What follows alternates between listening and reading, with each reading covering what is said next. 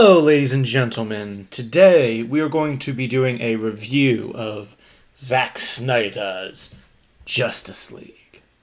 And the first thing I want to get out of the way was this was something that was started by the fans for the fans.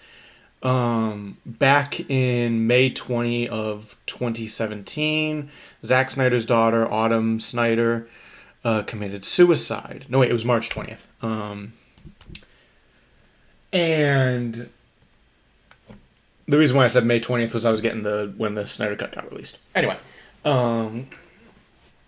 so there were rumors that there was going to be a Snyder Cut. And even back then, this was the textbook definition of I had to eat my own shit. Because I think I remember when people asked me, is there a Snyder Cut? I was like, no. We saw Joss Whedon's version. Even if there was not going to be a legitimate reason why WB and all the other people would want it out. Now, of course, as time has gone by and we had a pandemic, I'm still curious as to why they let this out. People have been theorizing that they're going to want to restore the Snyderverse, which I'm even in that camp a little bit. But that's not the point. So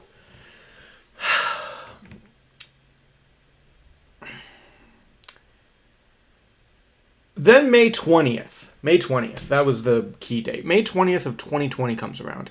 And that was the big DC Fandom event. I don't even think that was the big DC Fandom event because that was in September. But May 20th was when we got news that Warner Brothers was like, hey, we're going to drop the Snyder Cut on HBO Max. Oh, and by the way, it's 4 hours long. And me being a big, not just Batman fan, that's why I have the Nightmare version of Batman up. Not to be me being a Batman fan, but me being I got into DC through the animated Justice League cartoons, and then I watched the Batman the Animated series, and it was like a triple. It was like a triple effect where I started there and worked my way down. Trickle effect, not triple effect. Trickle. So then we got the first trailer, and I was like, it's okay. I'm concerned. This might be a bad idea. Second trailer comes out, I'm like, okay, maybe the fan base is helping me out, but I'm pumped. Second trailer comes out, I'm like, okay, this is going to be the next biggest watched thing since Endgame. And I'm kind of not wrong on that front. So it comes out, I get up at 7 o'clock, order me some pizza and some wings, literally sit down, get myself ready for this movie.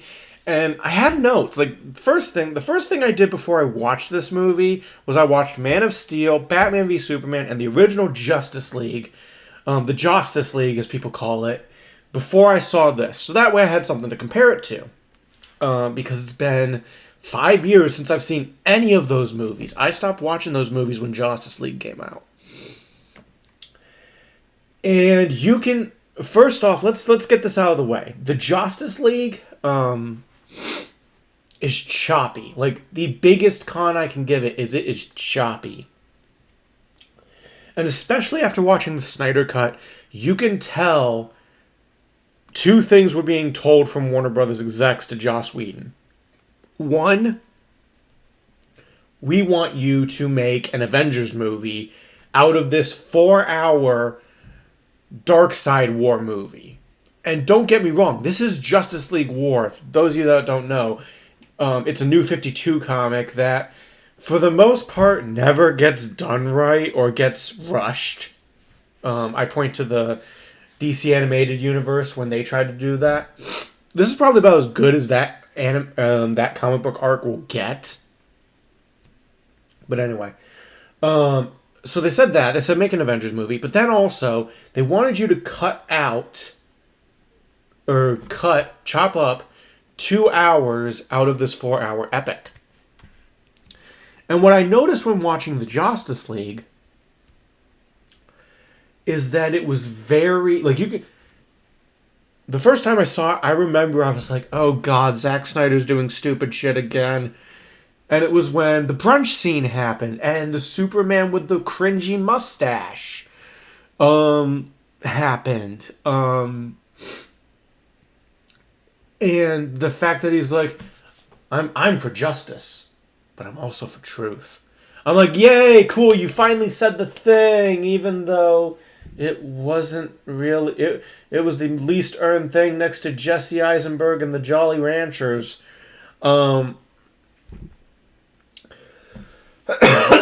Excuse me. So there's that. And I think the biggest thing that no one talks about, or no one wants to admit, the climax is shit. So for those that don't know, the climax is in Russia, and in Justice League, it's that red Castlevania-like sky, but also, for no explanation, there's like these purple tendrils popping out of the ground. Again, no explanation. And I guess it was their way of saying, we need to add stakes. But we have no reason to add the stakes. Okay. Oh, and by the way, we're going to add a Russian family to show it on the ground.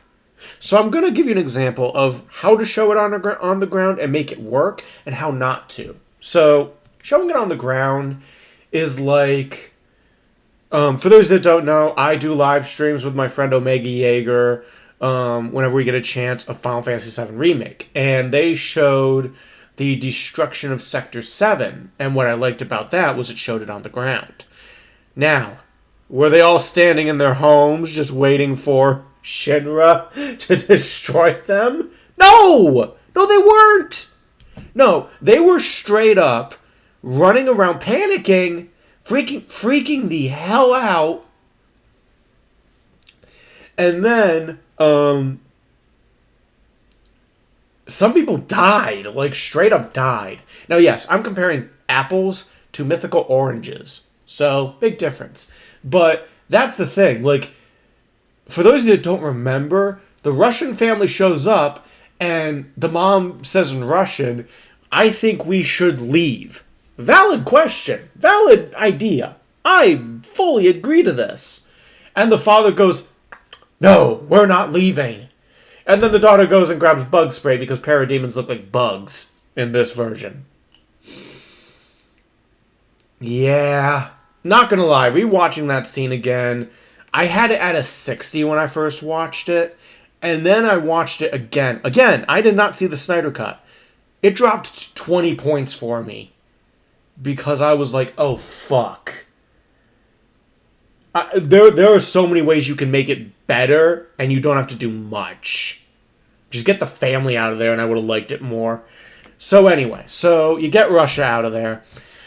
And then, so Barry has to go save the Russian family. And Superman ones up him because we're pro-Superman now. See?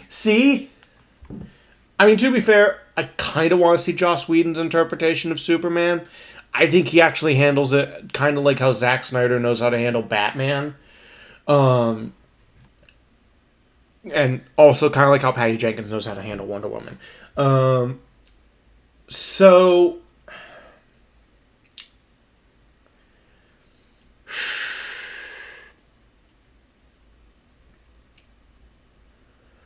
I'm trying to think how to say this. So, they fight Darkseid, and it doesn't feel like a team fight. And especially when you look at the Justice League one, Zack Snyder's version, it feels like, I joke, an MMO boss fight where they're all chipping away at his health, and then the tanky D&D character shows up and is like, hi guys, I came here to save the day. Alright, yeah, fuck this. Fuck Justice League. Let's get into the Zack Snyder review. So,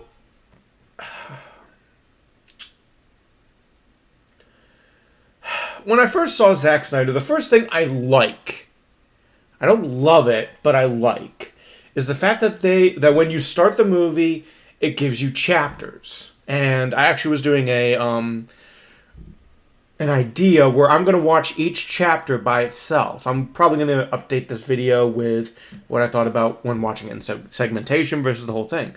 For the first time, I watched it like maybe 2 hours, an hour and a half here, an hour there. Like, I wasn't watching it the full way through. But what Warner Brothers did is they chopped it up into 6 chapters with an epilogue at the end. And to be honest, you can watch the epilogue and the 6th chapter together. It's the epilogue short. And I remember the first time I watched it just kind of chunked up. Like, I watched chapter 1, then I watched 2, 3, and a little bit of 4. Then I watched 4, 5, 6, an epilogue. And I kind of enjoyed that better than I enjoyed it when I watched it with my friend, where we just tried to watch it from beginning to end. I'm not saying it's a bad movie. I'm saying there is a lot. And I do think, because supposedly movie theaters are like, yeah, we'll bring this movie to theaters, but we're gonna have to have an intermission like we did with The Irishman. And I do think it needs that, like, intermission, or even on the HBO Max version, it needs that, like, hey, go take a piss break. Hey, go grab a snack. Like, dude, you've been at this for 3 hours. It's like how I felt when I'm playing Final Fantasy 15, and I haven't left my bedroom for 5 hours. So, what's the plot of Justice League? The weird thing is, the plot of Justice League is the same plot as Justice League. There's mother boxes, Steppenwolf is trying to go after the mother boxes, and Batman is trying to get a team together to fight Steppenwolf. But the big difference is in how. So, for instance, in Justice League, Steppenwolf is just like, yo, I'm gonna take your boxes, bye! In Zack Snyder's, it's because of the death of Superman, because Darkseid got his ass whooped by Ares, Zeus, and Athena. No. Arrow shooting woman. There's a name for her. I forget, and it's a Greek god. Hippolyta? No, not Hippolyta. The next time he will ever come to Earth is when he knows Earth is vulnerable. So the death of Superman kind of triggered that, because Superman is the one thing that could literally kick the ass out of Apocalypse and Darkseid, which is true. And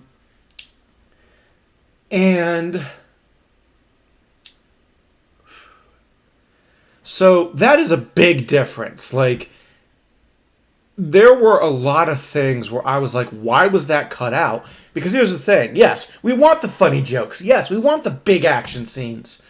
But if you ask the question, what's going on? Why should I care about this? How'd this happen? And you don't have an answer to that? Because I remember I was watching Justice League with my girlfriend, and she asked me simple questions. Why is Steppenwolf here? I couldn't answer that. Now, she asked it again with Actually, she didn't even ask it with Zack Snyder's Justice League. She just watched it and understood it because it was obvious. That's the one thing I kind of like about Zack Snyder's, is it's very imagery focused. Kind of like when you're reading the pages of a comic book. And I think that's why I kind of like him a little bit better than some of the other people. Like, seeing Superman screaming as he's getting impaled by the kryptonite spear felt like something ripped out of a comic book. And I applaud him for that. For making it look very much like a comic book. The other thing that was updated or made it look different is Batman. So Batman in the original is just like, hey, we're gonna grab a team. In this one, he's more like, so, I killed Superman. I'm an asshole, and, I need to fix this. And hell, the minute he thinks that there's a 1% chance that he can resurrect Superman, he is all in on this. Because he's the one that made the kryptonite spear. He's the one that fucked up. He knows this. And I was like, holy shit! That's what was missing! So, and that's the thing. That was what was missing. As for Wonder Woman stays about the same in this movie. She gets to raid a tomb, which I'm now wanting to petition Gal Gadot as Laura Croft. Gal Gadot as Laura Croft. It would be amazing. I would pay money to see her in like in a Tomb Raider game. And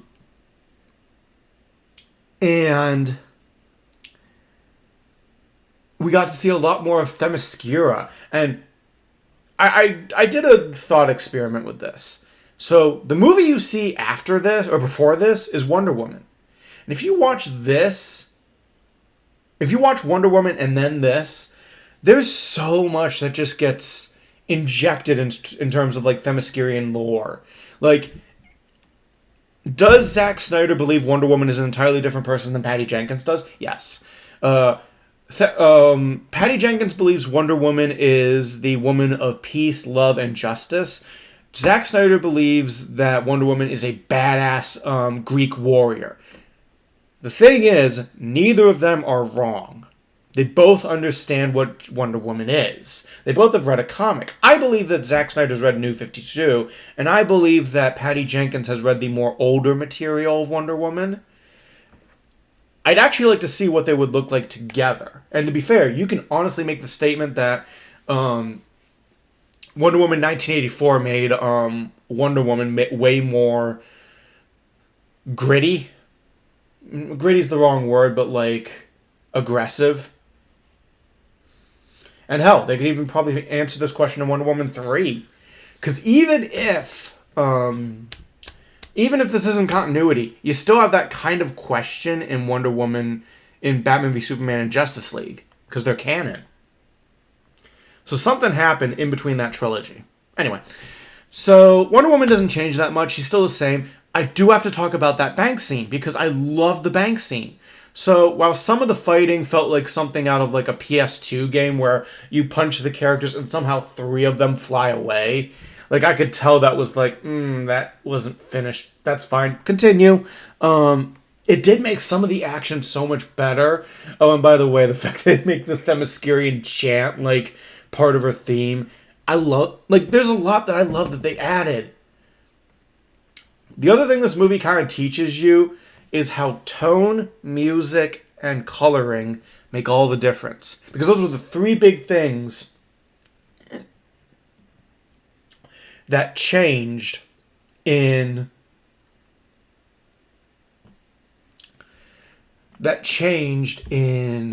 Justice League versus Justice League. I'm going to do something, and hopefully this doesn't come off bad.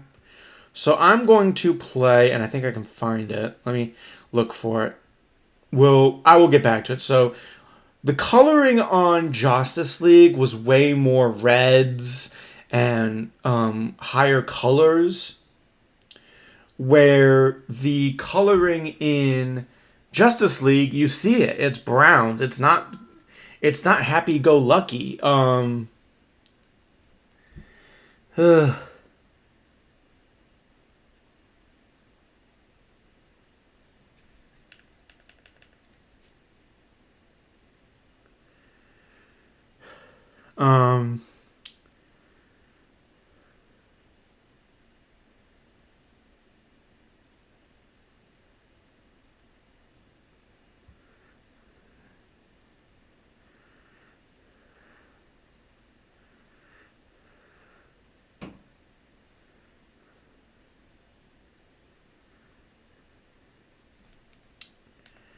Okay. I was gonna try and do something, but it's gonna take a while. And then the music. The music was done by Danny Elfman in Justice League. In Justice League, it was done by Junkie XL. And there's a big tonal difference. Yeah, people can argue that Junkie XL makes the weight of every single movement have feeling.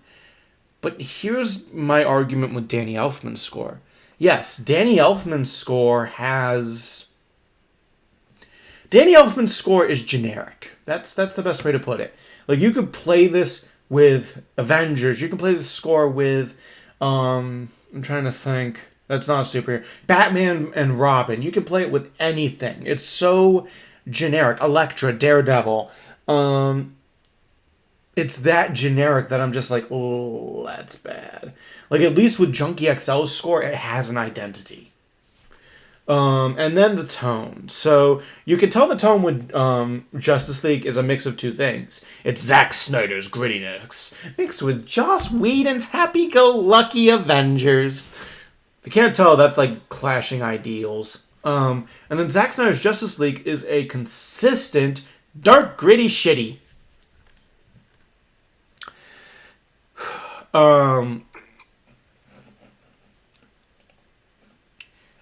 Oh god, no. Can we quickly talk about the Barry Allen scene? So this one was weird, and I get why they... So the songs, I get why they chose. Apparently he chose the songs because he grabbed like a playlist of Autumn's favorite songs, especially with Hallelujah. Apparently Hallelujah was like playing during Autumn's funeral. It's all bad, but can we just talk about how the Flash saving Iris scene was strange? Like, it was erotic and weird and ew and ew. So we're gonna cut to a different scene. No. There we go! Badass women. Okay. So yeah, let's talk about the Flash since I just brought that up. So the Flash, in my personal opinion... Okay, so in Justice League, he was an annoying pain in the ass. Because he was just... Anytime he opened his mouth, he was cracking a joke. Or being funny. It was, as an article pointed out, it was a Spider-Man problem. In the Zack Snyder version, he does crack jokes, and they're perfectly timed. But, for instance, there's Bruce Wayne meeting the Flash. And the line goes, I'm bringing together a team of special people, and I want you to be a part of it. Now, this scene just randomly comes out of nowhere in Justice League. In this one, we kind of already know that Barry's kind of a lonely, antisocial human being. And some people are like, but that's not Barry Allen in the comics. I've kind of already accepted that Snyder's verse is... He wanted to always do a different take on the Justice League that people could look up to. I mean, I kind of like that Barry Allen has some mental issues. It's very... Someone whose brain is working 10 times faster than the average human, do you really think he'd be speaking at an amazing level? Because I don't really think so.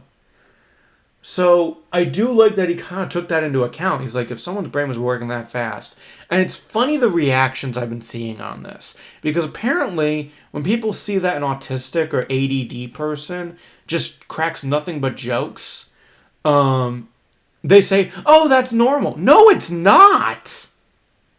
That is not true. Instead... Barry acting in Zack Snyder is more common, where he's a little socially awkward, and maybe he says something that's so out of place, but you kind of almost feel bad for the kid. And like I said, people are like, but that's not Barry Allen. I don't care. I really don't. Like, you gotta understand, and this was something that I was doing when I was doing a big rewatch of Zack Snyder's stuff, and not just Zack Snyder, but all the DC properties. This is what they wanted to do. And yeah, maybe it's not the MCU version where it's so carbon copy cutout of the comics. Cool, you want that? Great. I like Birds of Prey. I like I love Aquaman. Like, there are so many movies on DC that I actually love way more than half the Marvel movies that are out right now. Hell, I'm kind of burnt out by Marvel movies right now. But anyway. So, I actually think they fixed Barry for the better.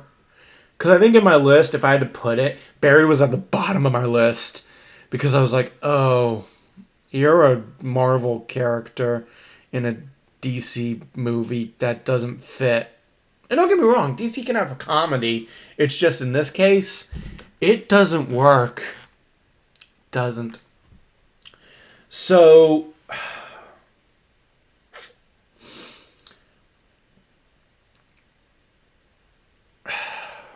Barry works out. Now let's talk about Cyborg. Ray Fisher, who plays Cyborg, and I have to mention this because, God, if anyone got screwed over worse than Barry Allen, it's Cyborg.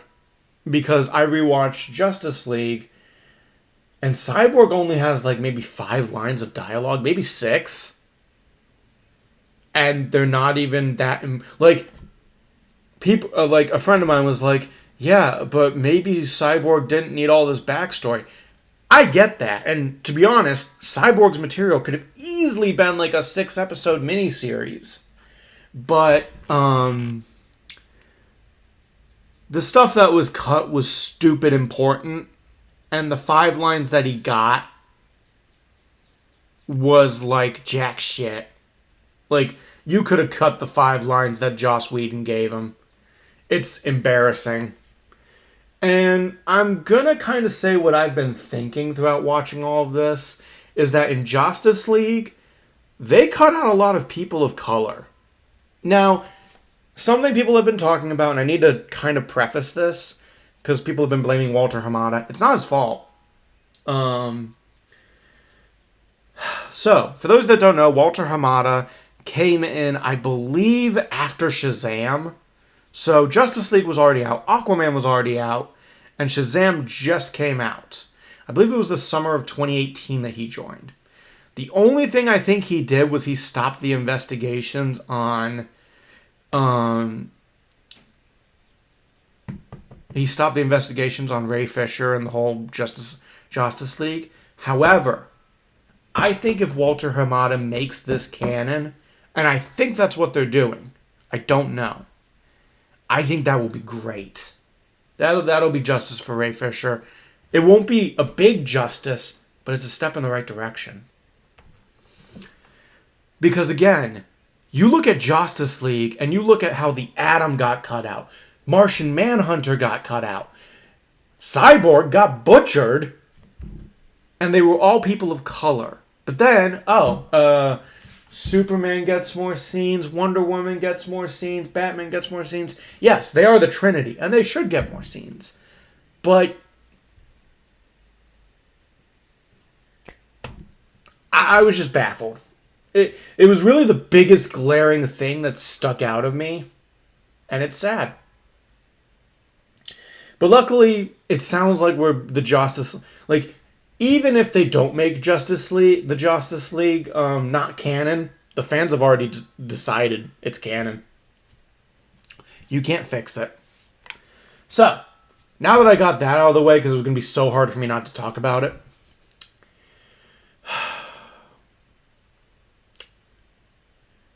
Oh, yeah. Oh, by the way, Lois Lane and Martha Kent were in this movie. They're like, blink and you miss it, and I kind of am happy that it wasn't like they took up most of the movie. I'm so happy. And they don't make it sound like Lois Lane cheated on Martha or Clark. It's heavily implied, and maybe I could look up news articles, or the news, and see how long this took between Batman v Superman and this. Because it's heavily implied that, like, a month passed, like, at most. Maybe a week. But anyway, so what about Superman? Because I think I did Batman, Wonder Woman, Cyborg, Aquaman. I forgot about Aquaman because I was going to do Superman last. Aquaman, honestly, is the only character that stayed consistent between Justice League and Justice League. The only thing is the scene where he's sitting on the lasso of truth is gone. Which, honestly, after watching Zack Snyder's Justice League, I thought that was him. I know, it's like anything bad now, I was like, oh, that's Joss Whedon being weird and asshole-ish. Anyway, there is one scene in Aquaman that I'm like, oh my god. You had Aquaman coming out in December of 2017, I think, and you didn't keep it in? Is a scene where him and Vulko, Willem Dafoe's character, have a conversation, and it kind of brings up the fact that he is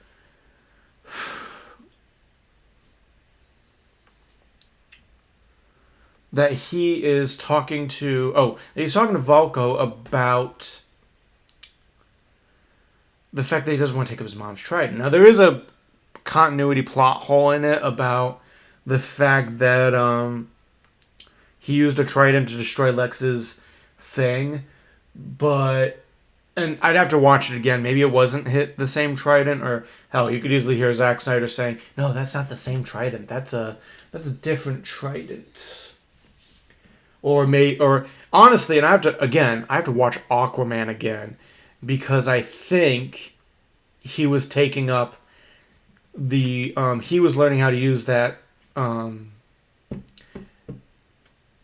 that trident for years. And I think he only just now was learning that his mom was killed by Atlanteans.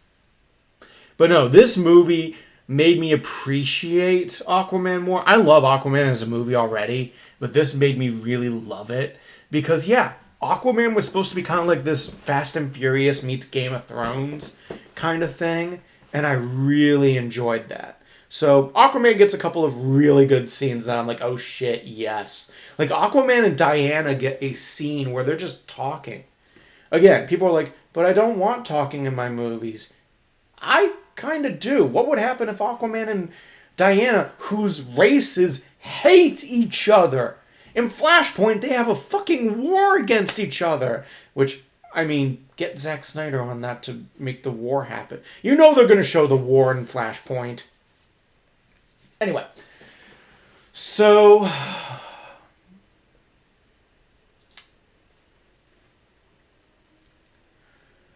let's see. So then we get to Superman. And like I said, at this point, the big plot points up to this point have been the same. By chapter 5? Yeah, by chapter 4 bleeding into chapter 5, the movie starts to literally diverge from the original. And this is where I kind of got disgusted by Joss Whedon. So, Superman gets maybe less screen time than he did in Justice League. And even then, in Justice League, he only had like maybe 4 scenes. And this one, he has 4, but they're less. I'm thinking... Yeah, they're less. But anyway, so I love these scenes. I love that Kevin Costner and Zor-El get paid just to kind of like be memories for him. So let's talk about the black suit, because the black suit, and I'm gonna actually cut to where it is.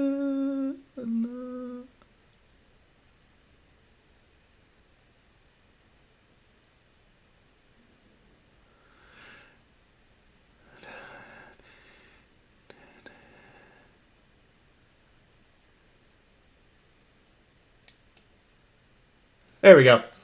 So the black suit, let's talk about that. Because in the Death of Superman, it is a regenerative suit. But I think in Zack Snyder's Justice League, he's using it as kind of a way to show that the red suit Superman has failed. And he doesn't deserve the red suit. And that the red suit Superman has died.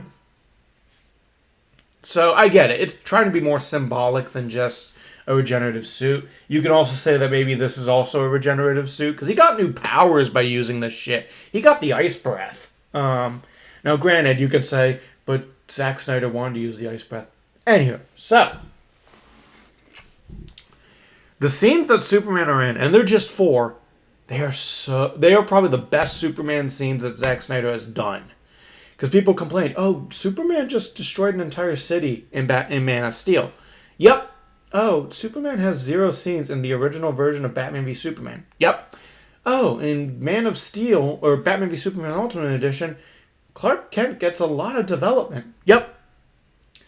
In Justice League, they almost made Superman. Almost. Because here's the thing. Joss Whedon's version of Superman is very much what we would like to call... he was very cookie cutter. And I remember a friend of mine back when we first watched this had the theory that that wasn't Superman. That was an anti-life equation version of it. I mean, he's right now. But anyway, not the point. Or at least he knows what the plot was going towards. Anyway, so I love this version of Superman. I think the big scene that everyone was going to talk about is the not impressed scene. Because that one had me shitting. I'm like, yay! But anyway, so that's everybody. But not everybody. Because we still have to talk about the villains.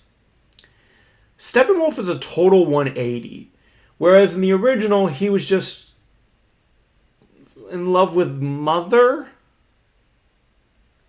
And doing it because the unity, I don't know. Anyway. But in this one, he actually has development. I know, villains, they can actually be developed. I know in MCU, they don't know how to do villains. But this is the first, I love this. This is their first. DC, oddly enough, knows how to do villains in their DCEU. It's like, and Marvel, we don't know how to do villains, so we're just going to make our heroes awesome. Anyway, so DCEU, Steppenwolf, Snyderverse version. This one's interesting because, so, after Darkseid got defeated, Steppenwolf was like, time for me to rise up and take control of Apocalypse. And tries to kill Darkseid. Darkseid's like, yo, bitch, that's going to be about 500,000 worlds that you owe me. And so he's been traveling from world to world trying to get 500,000 worlds. He finds the anti-life equation on Earth, which, a good question is why did he leave it there? But again, he got his ass whooped. It's kind of like when you get your ass whooped in a bar fight and you forgot your keys. You're like, nope, I need to go to the hospital first. Then we'll deal with that. So that's how I took it, was Darkseid got his ass whooped so much he kind of forgot that he left the anti-life equation there. And to be fair, in most iterations of Darkseid, he really doesn't know what the anti-life equation is. And maybe he found it, but it sounds like he forgot that it was on Earth or whatever. But anyway, I tried not to think too much about that anti-life equation thing. So, whew, I know, lots of talking on this one. So, Darkseid, being the all-purveyor of justice, thinks that Steppenwolf can be redeemed if he brings the anti-life equation. And then we get the usual suspects. But the fact that Steppenwolf got even a percentage of development more than Justice League shows that they have a plan. Like, we joked about how, Star Wars never had a plan. I'll kind of admit it. DC had a plan. It's just the issue was the guys in the back room were like, we need to catch up to Marvel. We need to catch up to Marvel. We need to catch up to Marvel. And it shows, especially if you just watch the first 3 movies back to back to back. And now when you see where it's going, I'm like, oh shit, I can't wait for more. So, now that we're done, let's get to the climax. The climax is a total 180 from what we watched last time. There's no Russian family. Barry actually gets to do something and help the team out. And it ends with probably the best death in a villain's since Thanos, I guess. And all in all, here's the thing. At this 3-hour and 30 mark, you can stop. I'm serious. Because it ends the same way that Justice League ends, with Superman opening his cape, but it's the dark suit instead of the regular suit. So, at that point, it ends. But then you get an epilogue chapter. And the epilogue chapter is... I loved it. Me personally. Because supposedly this is what was going to set up for the Ben Affleck Batman movie. Which actually breaks my heart a little bit. Because... for those that don't know, there is a comic book out right now where Deathstroke is going after Batman. And not gonna lie, I kind of want to see Batman versus Deathstroke. And it's going to be basically Arkham Asylum, where Batman is going to go up against Deathstroke and all his other villains. And then the second one was setting up for Justice League 2, where Superman is under the anti-life equation. And let's talk about this guy, Jared Leto's Joker. So for those that don't know, I hated Suicide Squad. It's the worst of the worst now. Like, it's probably bottom tier, although now Justice League, Joss Whedon's version, took that spot. I like this version of Jared Leto's Joker because if this is what they were going for initially, I kind of see it. This version of Jared Leto's Joker is very much like a mix of Heath Ledger, a little bit of Joe DiMaggio from Batman Under the Red Hood, and a little bit of Jared Leto just being Jared Leto. It's kind of, and a touch of Mark Hamill. So he's like grabbing from everything, and I kind of enjoyed it. Now, granted, we only got like 2 minutes of him doing dumb shit. I kind of want, like, you know, the Batman movie where we can see him do crazy shit. So, now that we're done and we've kind of summed up the whole movie, there's the Martian Manhunter scene, but I kind of don't care about that. I will say the Martian Manhunter, the biggest oh shit moment for me was that it was a character that was just in the background this whole entire time, and nobody knew it. And I kind of like that there was a legitimate reason for him to be in the background. But anyway, so with everything said, and this is going to be a long-ass podcast form of this shit, what I think of Zack Snyder's Justice League, and where do I think this is going to go? I loved this movie. Like, I've kind of started to see that there are 3 opinions on this movie, and that is, if you just are not a Zack Snyder person, if you do not like the visual imagery, you're going to hate it. I already have 2 of my friends. So, like, out of the 8 friends of mine, 10, because I forgot 2 other people just saw it today. Out of the 10 friends of mine, 3 of them hated it, 7 of us loved it, and 3 of us want more. So, take that percentage as you will. But more people loved it than they didn't, is kind of where I'm stating at. And the Rotten Tomatoes score at the moment is at a 75%. You guys don't notice this. Other than Wonder Woman, this is the highest DCEU score that anything's gotten. And yeah, it's 4 hours. I'm making a case that if this was maybe 2 hours and 45 minutes, this might have gotten a higher critical score. Maybe like 85. So, where does the DCEU go from here? And so right now, Walter Hamada and the head of Warner Brothers are loving this shit. And I think they had a plan. They want to know where the DCEU should head. Because right now they're just doing solo films, kind of like with comic books, where the standalone Aquaman movie is just doing its own thing. The standalone Shazam movie is doing its own thing. And I love that. Like, I kind of miss that shit. So anyway, and Justice League. And they're waiting to put together the numbers of how many people actually watched it. That's why I'm doing this whole 6-day thing, is to really just fudge the numbers a little bit, I guess, is the best way to put it. So by then,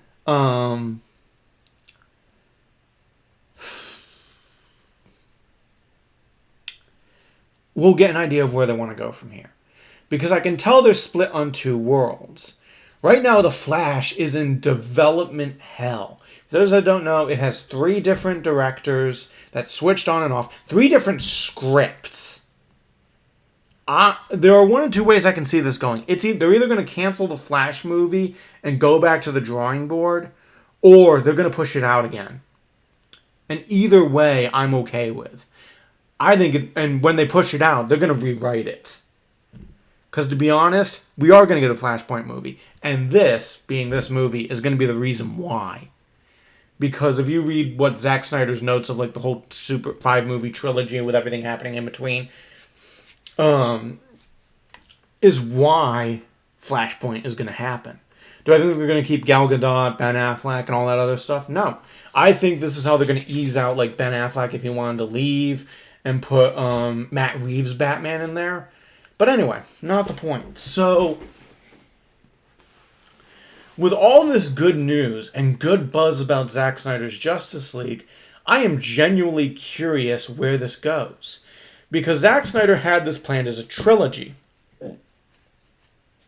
And with HBO Max, they could easily have 2 more 4-hour movies filling in the gaps. I mean, hell, they could even do 2 6-episode miniseries. And I think that's what they should have done with this, but the reason why was they would have had to switch everybody's contracts, and then their contracts would have had to been renegotiated, and it would have been a clusterfuck, and we would have never seen this until maybe 2022. That's why. So they were like, if we wanted to dump this out now, we need to get this, we just need to accept that it's going to be a movie, and we'll partition it. So I think we'll get the other 2 movies. If this goes the way I think I'm hearing, like for instance, and yes, this is India, and it's very interesting population-wise. 70,000 in, I think it said $70,000 was made in India just from like people wanting to stream it. And if we just use that as a factor, who knows how well it did in other countries? And again, HBO, Warner Brothers are trying to partition everything to figure out how well this actually did. And I think that's what they're going to be doing for the rest of the movies, like Mortal Kombat, Godzilla vs. Kong, and Dune. Because this isn't going to be like your daddy's movies where the box office tells you everything you need to know. This is going to be very much more the old age style of movies where you kind of had to go on your gut. And I actually think there's another video I could easily do about this where I think we're going to be going back to kind of the dinosaur age of movies where people expected, like, we're not going to get the $100 million box office returns we kept getting back in 2015 to 2020 of Marvel movies. I think Marvel needs to accept that. I mean, why the hell do you think they keep charging $30 for movies that we could easily pay for less and own? Do you see what I mean? But I can easily go on a raid on Disney and how they've basically been making L's every other week in 2020 and 2021. But not the point. So, I'm curious where HBO is going with this. It sounds like there's been nothing but good news on their end, and I have a weird feeling they're going to pursue making their universe revolve around the Zack Snyder Justice League. And how do they get out of the snafu? Flashpoint Paradox. And that way they can basically say, hey, we did the New 52 comics. Now we can do anything else. But to be fair, what I kind of like is if they ever said, oh, let's do a Crisis on Infinite Earth movie. But we already did with the CW. Oh, can we do a DC's Dark Knight's Metal? I kind of want to see a DC's Dark Knight's Metal. Would be very interesting. Hold on, my screen shot the bed. Alright. If that's what you guys liked, I hope you guys loved it. I will see you next time.